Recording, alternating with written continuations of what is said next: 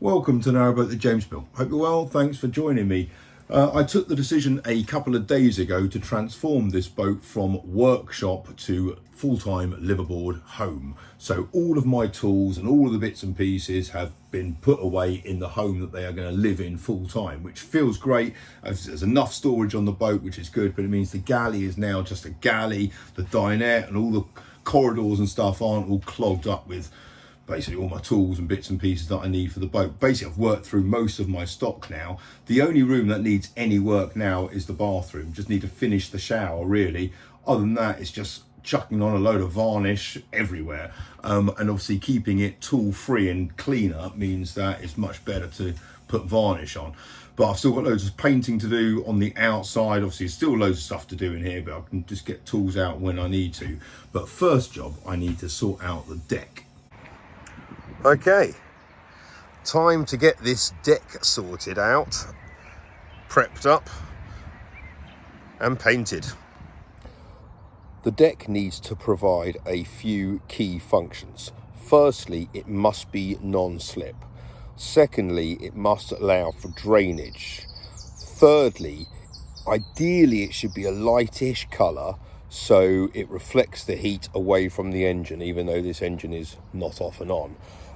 And fourthly, and possibly most importantly, it's got to look brilliant. So I've got an idea. The idea is going to be to paint the bottom of it in, I think, the cream colour, and do that upright wall there in all the cream. This is all going to be blue, so that upright return wall will be cream.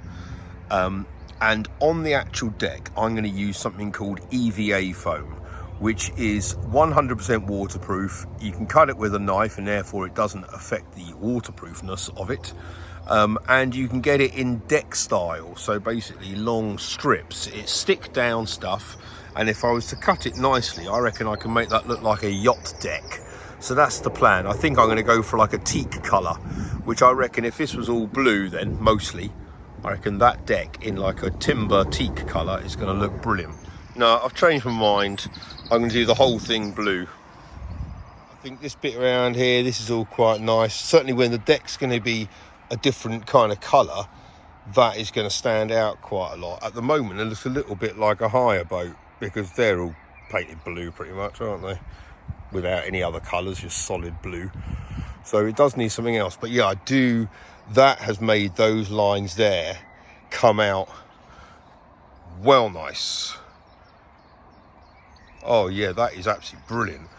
Oh my God, I can't stop looking at that. That is lush. I'm thinking maybe that bit there could be painted cream as well, but because then when you're looking from this angle, you'd see it.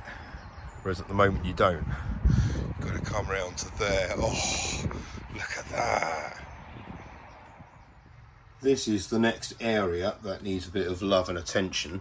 I have got to box in the pipework there.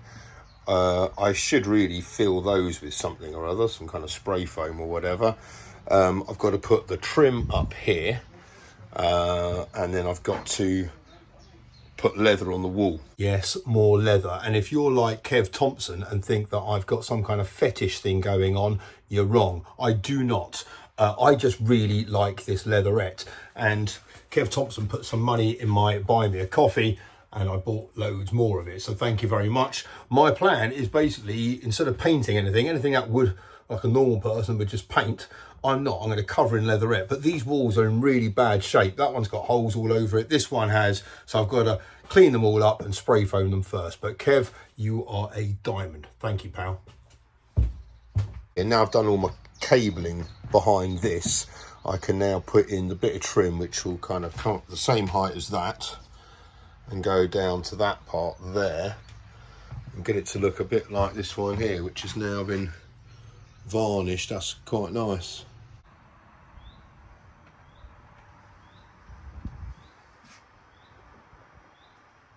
Right, now I need to cut that piece out of the trim so it fits nice and flush there, and I've got to cut it on the what's it, a coping cut, so you don't see down that angle from this position. This is not ideal. I didn't have a piece long enough. But I've got quite a nice kind of fit underneath there. Well, I did have before oh no, that's fine. So obviously I'm gonna have to join those two bits up, which isn't ideal, but I will have to basically put a little bit of sapele on there just to make it look okay, and I'll match it up with that one there, so I can get that put in place, and then I can make the top bit for it. Those are dried as well.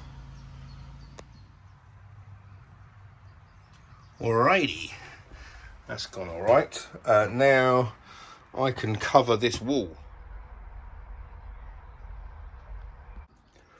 Oh, it's not even up properly yet, but I'm loving the reflection of the flue on that.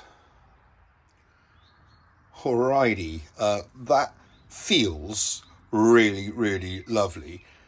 Although you can't really see that it's the leather. You might be able to in the evening. Obviously you can close up. Right, time to put the trim up along there, and I'm hoping this is gonna kind of bring this area out a little bit. I think I might have to illuminate it as well and put some trim down that side there and that bit there. Well, yeah, that has made a massive difference. I've still got to varnish it, but that's been stained with the walnut stain on the sapele. But yeah, that's lush. Helps really frame it. Actually, I've got more of that to do up in the bathroom. I'm going to do that now. But actually, before I do this, I have sanded back those two edge banding parts, and I've stained it with the walnut stain, which is looking better, because just that sapele looks a little bit like the same colour as mahogany once it's been varnished. And I don't know, mahogany's a little bit dated, so I think I prefer that with the black against the beech. That's good. Right, yeah, now let's get it along this long one up there, all the way into the bedroom. Right up here in the front of the boat, in the bedroom, I have run out of that angled trim that I've made, so I'm going to have to do something else up there. I'm going to have to probably make some up for that corner. I've run out of that sapele, and this stuff is damn expensive, so I've got to order some more, but maybe not quite of that thickness. So I'm going to put some kind of shelving in that corner, which does mean moving the TV, and I think the TV can move to there. I reckon that would be quite a nice place for it. It's not going to get in the way at all, and it's quite a small TV, so, and that means I can power it through the wardrobe, so I don't have to have a cable trailing, because I haven't put one through the wall on that one. So I think I'm going to make that switch. Yeah, that is great. That's much better there. It's much nicer to watch TV in bed at that height. The light doesn't get in the way of it, which is good. But also I can have it in that position so it doesn't intrude at all. But by a long way, the best thing is this. I can watch TV from the front deck. That is absolutely brilliant. Wasn't quite expecting that. Happy days. As you know, EcoFlow have been supporters of this channel for years by providing off-grid power solutions such as this Delta 2, which I've used to power all my big AC loads on the boat whilst my system remains uncommissioned. And they have got a range of products to suit all budgets and needs. So whatever you're up to this summer, whether you're going camping with your family or going touring in your RV or camper van, they have got something for you. So power your summer freedom with 8% off across the range. Click in the link in the description of the video for more information. The Delta has done everything for me today, and now it's cooking my dinner, and literally it's the last job of the day for my Delta. 1800 watts coming out, only 1% left, but I reckon it'll just about do it. So that's air fryer, that is washing machine, that is induction hobs, TV. What a machine. I'm just about to lay some kind of, I don't know, something under there, I don't know what you'd call that, basically to cover up the inside of the gunnel. I'm going to put some lights on it. I'm going to connect it up to those. This is going to be under ambient lighting too. So when that strip there goes on, this will also illuminate. Okay, the lights are in, and all that ugliness is kind of, you can't really see it unless you were to bend down below 3 foot. But yeah, this is going to be all right. I have to wait until night time to kind of see how the lighting of it works. So let's check in a bit later. Okay, back to my gulper underneath the sink.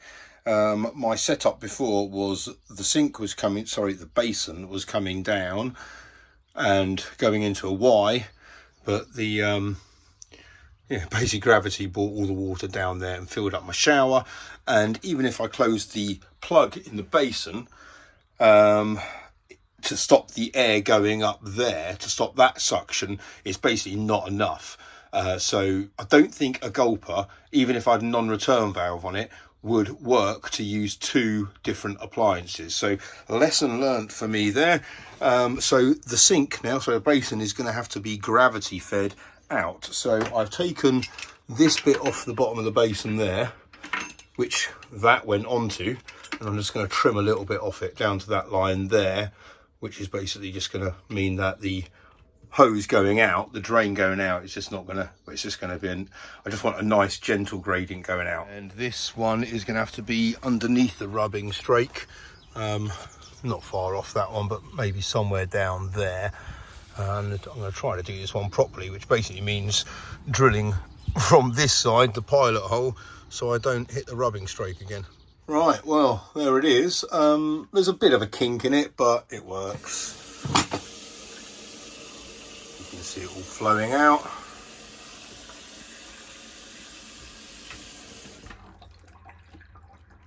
No leaks, bit ugly, but it'll be covered up. It works. Move on. Okay, making my way to Dudswell Lock, and the lock has been set for me. And I'm about to introduce you to somebody who has been incredibly influential on this channel.